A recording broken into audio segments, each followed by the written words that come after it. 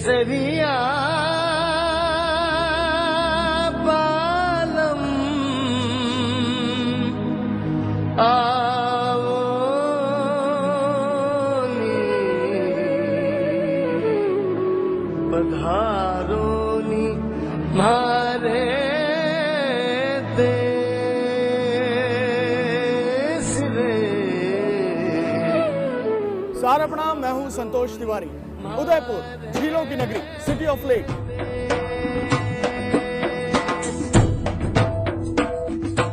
और इस शहर की खासियत भी यहाँ की झीलें हैं। हालांकि अरावली पर्वत श्रृंखला के आसपास ये शहर है और झील अरावली पर्वत श्रृंखला के बीचों बीच एक दूसरे से जुड़ती है।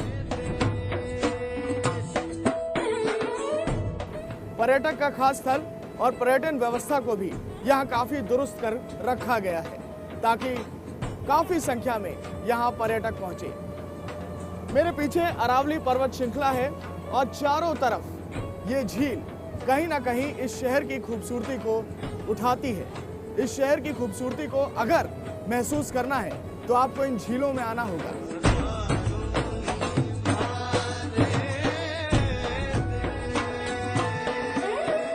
तो बोटिंग का अपना एक अलग मजा है उदयपुर में। आइए अब बढ़ते हैं शहर की तरफ और शहर में भी बहुत कुछ खास है जो देखने लायक है। आइए जानते हैं उदयपुर शहर को वोट यात्रा के जरिए।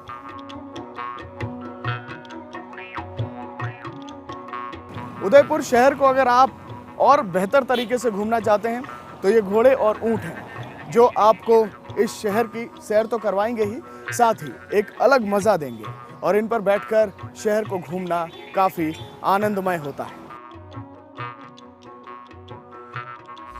उदयपुर में ये सिटी पैलेस है। सिटी पैलेस महाराणा उदय सिंह ने बनवाया था। जब चित्तौड़ का किला वो हारे थे तो उन्होंने अपनी राजधानी उदयपुर को बनाया और उसके बाद इस शहर का विकास किया।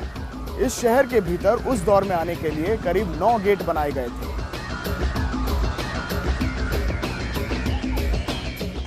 इस सिटी पैलेस का बड़ी पोल ये मेन गेट है और इसके बाद शहर के भीतर ऐसे करीब 8 गेट हैं जिससे आप अंदर और बाहर आ सकते हैं। हालांकि आज के दौर में शहर बहुत बड़ा हो गया है और गेट बहुत कम लगते हैं, लेकिन शहर की शान आज भी ये सिटी पैलेस है।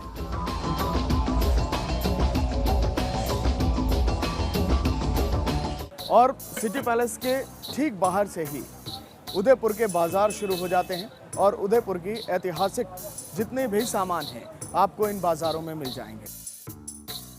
उदयपुर शहर में सिटी पैलेस को देखने के लिए देशी पर्यटक तो आते ही हैं, विदेशी पर्यटकों का भी जमावड़ा है। और सबसे बड़ी समस्या जाम है। एक ही एंट्री गेट है और एक ही एग्जिट गेट है और ये सबसे बड़ी समस्या है। उदयपुर का ये जगदीश मंदिर है। भगवान जगन्नाथ की यहाँ पूजा होती है। स्थापत्य कला का यहाँ आपको अच्छा खासा नमूना देखने को मिल जाएगा। इसकी देखरेख होती है लेकिन जरूरत है इसको और अच्छी व्यवस्था देने की। सिटी पैलेस से करीब 1 से 1.5 किलोमीटर की दूरी आप तय करेंगे तो आप पहुंच जाएंगे इस जगह पर। माता कर्णी के अगर दरबार में आपको जाना है, माता कर्णी मंदिर में जाना है तो आपको इस जगह आना होगा। पर्यटन को बढ़ावा देने के लिए इस रोपवे को बनाया गया और इसका इस्तेमाल भी यहाँ जमकर किया जा रहा है। मां कर्णी मंदिर के दर्शन से ठीक पहले यहाँ अरावली पर्वत श्रृंखला पर यह जगह बनाई गई है जहाँ से आप पूरा उदयपुर शहर देख सकते हैं। सन 1620 में मां कर्णी देवी की स्थापना यहाँ हुई थी, यानी करीब 400 साल पुराना ये मंदिर है। इसका सुनहरा इतिहास है। लेकिन इस पूरे सफर के दौरान हमें अगर कुछ कमी नजर आई तो वो थी इस पूरी विरासत को संभालने की। जरूरत है इस ओर कदम बढ़े, नहीं तो ये विरासत अब मिटने की कगार पर है। राजनीतिक समीकरण भी इस शहर के काफी अलग है। 8 विधानसभा क्षेत्र हैं, 6 पर कांग्रेस और 2 पर बीजेपी है, लेकिन बावजूद उसके समस्या बनी हुई है। विकास के नाम पे तो इतना कोई बहुत बड़ा भारी काम नहीं हुआ है और जो 5 साल में जो भी पार्टी आती है और जो वो एजेंडा लेके आती है वो चुनाव की तारीख आने तक भी पूरा नहीं होता है। ना हमें गहलोत से मतलब है ना वसुंधरा से मतलब है। हम अपने शहर की समस्याओं की अगर बात करेंगे तो मुख्य रूप से यहाँ सड़कों की बहुत दुर्दशा है। सपने दिखाते हैं नेता लेकिन काम नहीं करते हैं, ये यहाँ के स्थानीय लोगों का मानना है। जो आसपास विकास होना चाहिए वो उन लोगों को मिलता नहीं है। सरकार किसी की भी आए, काम होना चाहिए। उदयपुर के बाजारों से जब हम बाहर निकले तो उदयपुर बस अड्डे पहुंचे और बस अड्डे का हाल देखकर हम चौंक गए, क्योंकि जो भी यात्री बाहर से उदयपुर पहुंचता है तो इस बस अड्डे पर आता है और जब वो बस से बाहर उतरता है तो उसको इसी तरह की सड़कें मिलती हैं। उदयपुर पर्यटकों का स्थल है, झीलों की नगरी है और जब झीलों की नगरी उदयपुर में कोई पर्यटक आता है तो उसको किस तरह की परेशानी का सामना करना पड़ता है।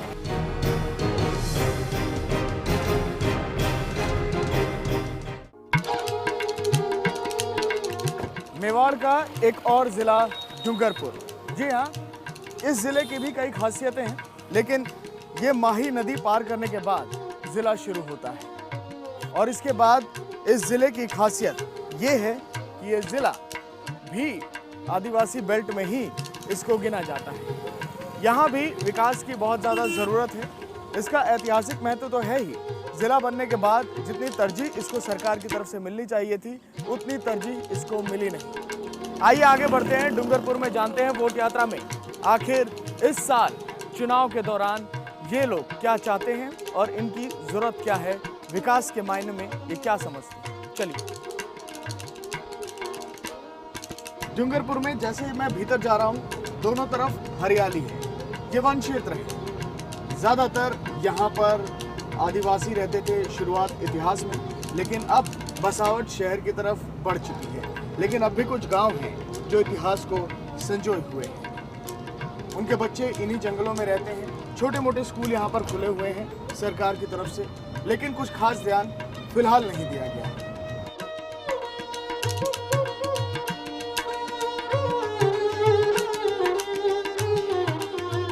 हम आपको एक और बात बताएं, यहाँ 4 विधानसभा सीटें हैं और चारों कांग्रेस के पास हैं। वो कांग्रेस जो इस वक्त राजस्थान में है, वो कांग्रेस जो इस वक्त दिल्ली में है, लेकिन ये जिला विकास से कोसों दूर है। सरकार की अभी जो योजना चल रही है वो तो जन कल्याणकारी योजना है। मुख्य हमारे एक भिखाबाई नहर जो यहाँ प्रस्तावित थी उसका काम अभी तक अधूरा है। ये मुख्य सड़क आप जो देख रहे हो, ये यहाँ से एक आधा किलोमीटर सीसी का टुकड़ा, सीसी सड़क का, अभी तक तो उन्होंने पूरा नहीं किया है। ये तो विभाग की लापरवाही है।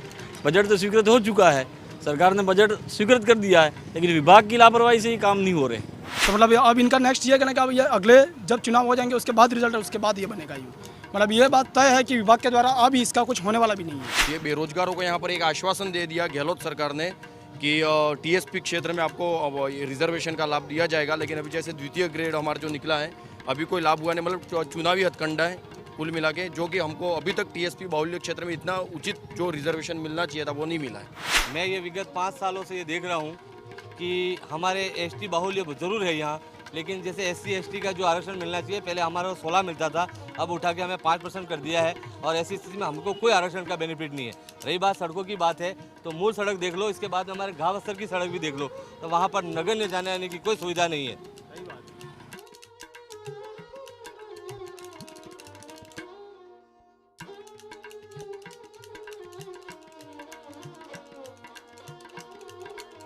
मेवाड़ बहुत बड़ा है और मेवाड़ में विकास की बहुत ज़्यादा ज़रूरत महसूस की जाती है। डूंगरपुर ज़्यादातर वन क्षेत्र है, इसको संजो कर रखने की कवायद होनी चाहिए जो अब तक हुई नहीं है। श्री लक्ष्मण बहादुर यहाँ की रियासत के आखिरी राजा भी थे और चुनाव के दौरान उन्होंने लोगों से चुनाव में वोट देने की अहम अपील भी की थी। जब पहला चुनाव हुआ था इस देश में आज़ादी के बाद, राज्यसभा से वो मेंबर भी रहे थे, लेकिन उसके बाद से चाहे चित्तौड़गढ़ हो, चाहे डूंगरपुर हो, बांसवाड़ा हो या प्रतापगढ़ हो, इसमें विकास की जो ज़रूरत महसूस की जानी चाहिए वो अब तक पूरी नहीं हो पाई है। लड़ाई जारी है, देखते हैं कब तक मेवाड़ की इन रियासतों को, राजस्थान के इन जिलों को न्याय मिलेगा, विकास का वो मुंह देखेंगे।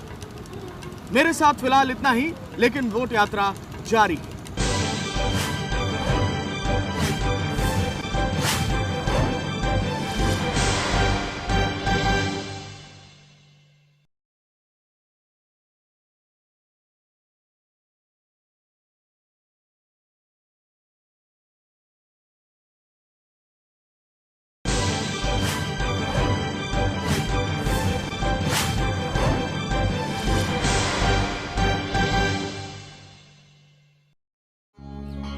उदयपुर से करीब 120 किलोमीटर के बाद सीमा शुरू होती है भीलवाड़ा की।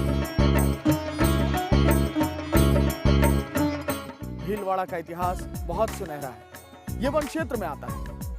इतिहास बताता है कि यहाँ पर भीलों की संख्या बहुत ज्यादा थी और इसीलिए इस जगह का नाम भीलवाड़ा पड़ा।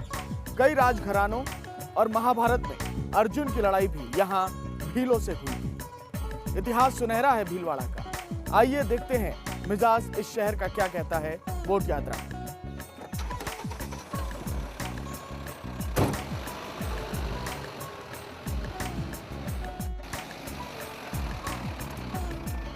भीलवाड़ा ज्यादातर उद्योगों के लिए जाना जाता है। छोटे, मंझौले और बड़े स्तर के उद्योग भीलवाड़ा में चलते हैं। रोजगार भी कई लोगों को मिलता है इन उद्योगों से। और भीलवाड़ा की तस्वीर अगर बदलनी है तो उन उद्योगों को बढ़ावा देना होगा। भीलवाड़ा जाने के रास्ते में पड़ता है रतनपुरा गांव। आइए चलते हैं इस गांव में और जानते हैं यहाँ विकास की क्या हकीकत है और इस बार चुनाव में यहाँ क्या वायदे किए जाएंगे। विकास की हकीकत समझनी है तो गांव में आना जरूरी है और गांव में ही सबसे बड़ी समस्या है। जी हाँ, गांव के लोगों को राजस्थान में क्या झेलना पड़ता है। पानी हमारे को 2-3 किलोमीटर से दूर लाना पड़ता है। हेडपंप खराब हो जाता तो हमारे कुएं से लाना पड़ता है। औरतों के लिए बहुत भारी समस्या हमारे लिए पानी की है। गाँव तो गाड़ी पानी के लिए तो गाड़ी आ जाते हैं वोट के लिए, बाद में गांव की तरफ कोई देखते ही नहीं है। पूरा काम के लिए यहाँ पानी के लिए सिर्फ एक टंकी है पूरे गांव में। हाँ। कभी अपने नेताओं से नहीं बोला कि पानी बोला लेकिन वो कुछ सुनते ही नहीं है। तो ये हकीकत है सरकारी योजनाओं की। गांव में आप चले आइए, भीलवाड़ा का रतनपुरा गांव, और यहाँ की यही तस्वीर है।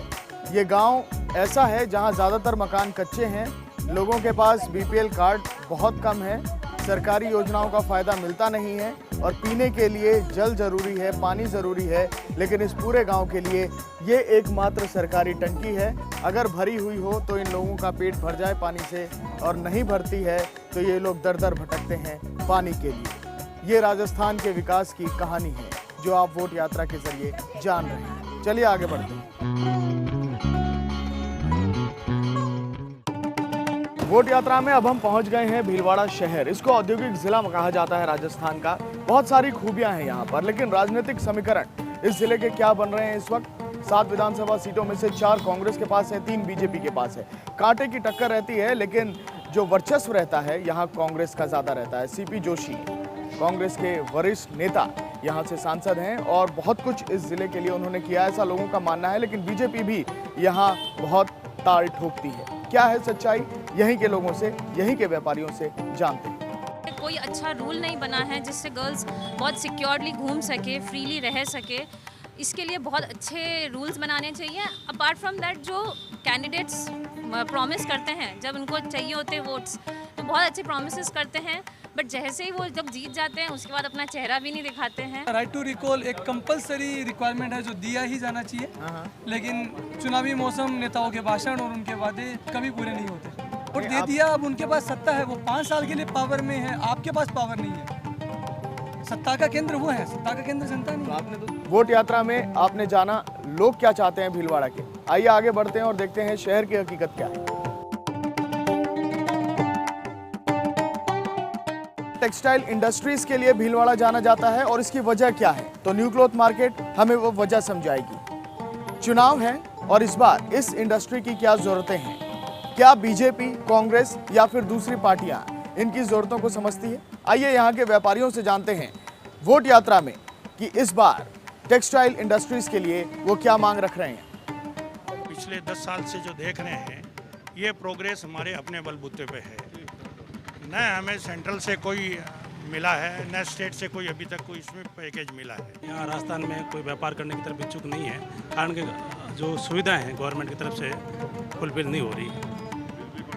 बिजली पानी की सुविधाएं नहीं हैं और गवर्नमेंट की जो व्यवस्थाएं हैं, जो टेक्सटाइल नीति की तरफ कोई ध्यान ही नहीं है। भीलवाड़ा जिले की तस्वीर आपने देखी, शहर का मिजाज जाना, बाजार की जरूरतें जाना। लेकिन चुनावी यात्रा में, वोट यात्रा में हम हमेशा उस जगह पर पहुंचते हैं जहां वोट बैंक के लिए कॉलोनियां बसाई जाती हैं। ये गायत्री नगर है। 1990 में इसको बनाया गया था। 7-8 पक्के मकान दिए गए थे, लेकिन उसके बाद इसका विकास करना सरकार भूल गई। कुछ भी नहीं आता, चाराना एक चीज भी सरकार नहीं देती है। केरोसिन में 10 किलो आटा मिलता है हमको, वे भी सरकार नहीं देती हमको। जाते हैं जितना किसी से खत्म हो गया। और ना बीपीएल का कार्ड है, ना हमारे चैनीज कार्ड है, किसी के ही नहीं है हमारे। और 16 साल हो गए हमको रहते हुए।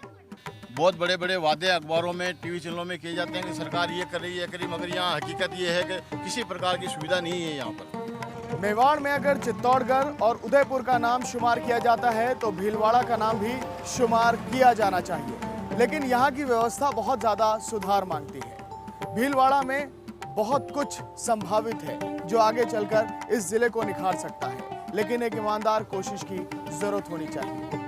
वोट यात्रा में आपने भीलवाड़ा शहर का हाल जाना। आइए बढ़ते हैं राजसमंद की तरफ और देखते हैं कि वहां की कहानी क्या है और राजनीतिक समीकरण वहां चुनाव के वक्त क्या बन रहे हैं। वोट यात्रा में अब सफर राजसमंद का।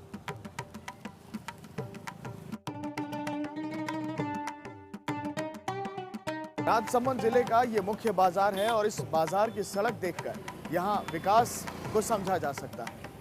4 विधानसभा सीटें हैं, 3 बीजेपी के पास है, 1 कांग्रेस के पास है, लेकिन बावजूद इसके यहाँ राजनीतिक हमेशा चरम पर रहती है। समीकरण कुछ भी रहे, विकास यहाँ शून्य ही रहता है। हमारे साथ कुछ लोग मौजूद हैं, इनसे हम जानते हैं कि किन परिस्थितियों में ये यहाँ पर रहते हैं। सरकार तो बीजेपी ही बनना चाहिए। उसका कारण ये है कि देखो विकास भी गए 5 सालों में अच्छा विकास हुआ है, ऐसा नहीं है कि नहीं हुआ है। पब्लिक की परेशानी भी सुनी गई इन्होंने। हम ये नहीं कहते हैं कि भाई बीजेपी और कांग्रेस पर, एक्चुअली कारण यही है कि जो बीजेपी के 5 साल थे उसमें रोडों का काम लोकसभा में भी अच्छा हुआ, केंद्र में भी अच्छा हुआ। सरकार और नहर के काम में बड़ी नहर का और संशोधन हो जाता अगर 5 साल सरकार और रहती तो।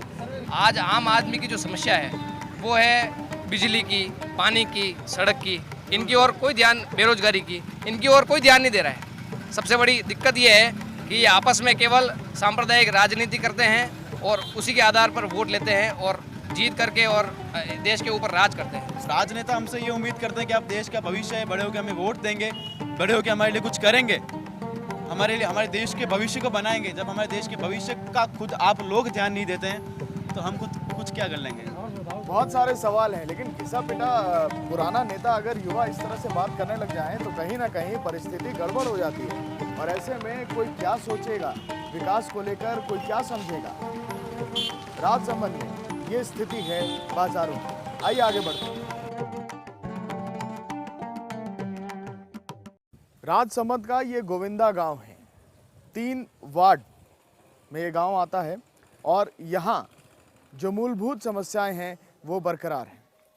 मूलभूत समस्याओं में सबसे पहले बात हम पीने के पानी की करेंगे और पीने का पानी का जो पंप है वो इस कूड़े के ढेर में है। इस कूड़े के ढेर में ही वो ऐसा पंप है गांव का जो पीने का पानी सप्लाई करता है। आसपास मवेशी चरते रहते हैं, लेकिन इस पर कोई ध्यान देने वाला नहीं है। कई बार शिकायतें की गई, कई बार बोला गया, लेकिन इसकी किसी ने नहीं सुनी। कम से कम नगर परिषद बना 2.5 साल हो गए, उसमें हमने 50 बार तो बोल दिया कि भाई ये गंदगी है, यहाँ से आपको नगर परिषद की व्यवस्था करो, यहाँ पर लगाने के लिए, आप कचरा डालने के लिए, कोई सुनते नहीं। नेता लोग तो जब वोट लेने होते हैं तब आते हैं। वोट लेने के पश्चात अब आप देख लीजिए यहाँ पे कोई सुध लेने वाला नहीं है। कहते हैं विकास की कहानी अगर आपको देखनी है तो एक बार गांव जरूर आना होगा, चाहे जिले का गांव हो या विधानसभा क्षेत्र में कोई गांव पड़ता हो, क्योंकि गांव के विकास को लेकर ही कहानी की बात हमेशा आगे बढ़ती है। उम्मीदवार हमेशा गांव का ही उदाहरण देते हैं विधानसभा के भीतर भी कि हमने उतना विकास किया, लेकिन कुछ होता नजर आता नहीं है। और इन परिस्थितियों में आज गांव वाले कहां खड़े हैं विकास के मानचित्र पर, वो हम बताएंगे आपको। बोलते हैं कि हम विकास के पथ पर अग्रसर कर देंगे, आपको सारा विकास कर देंगे, और बिल्कुल थोती कल्पनाएं होती है और वास्तविकता का उससे कोई सरोकार नहीं होता है। अच्छा, बोलते हैं कि हम ये करवा देंगे, वो करवा देंगे, लेकिन वो खोदा पहाड़ निकली चुईया। राहुल गांधी, सोनिया गांधी को तो हम कई बार देख चुके हैं, कई सालों से ये राज कर रहे हैं और अब हर आदमी परिवर्तन चाहता है। हम चाहते हैं कि एक बार नरेंद्र मोदी जैसा प्रधानमंत्री इस देश का प्रधानमंत्री बने और विकास हो, इस देश के बारे में सोचे। लोग हकीकत को समझते तो हैं, यहाँ लोग हकीकत को जानते भी हैं, लेकिन क्या करें, मेवाड़ के राज संबंध की यही कहानी है, गांव की कहानी है, शहर की कहानी है। व्हाइट मार्बल का सबसे ज्यादा कारोबार राज संबंध जिले में ही होता है। यहीं से पूरे देश और विश्व में व्हाइट मार्बल भेजे जाते हैं। मेवाड़ का सबसे समृद्ध जिला है ये, लेकिन विकास के मानचित्र पर कोसों पीछे है। पूरे मेवाड़ में 35 विधानसभा क्षेत्र आते हैं। 24 कांग्रेस के पास हैं, 9 बीजेपी के पास, 1 पर निर्दलीय और 1 जेडीयू के पास। राजनीति चरम पर रहती है, समीकरण बनते बिगड़ते हैं, लेकिन मेवाड़ के बारे में कोई नहीं सोचता। इसकी समृद्ध व्यवस्था कहाँ धूमिल होती जा रही है, कैसे उसको बचाएं, इस ओर सबको सोचना होगा। मेरे साथ इस कार्यक्रम में फिलहाल इतना ही। सहारा प्रणाम।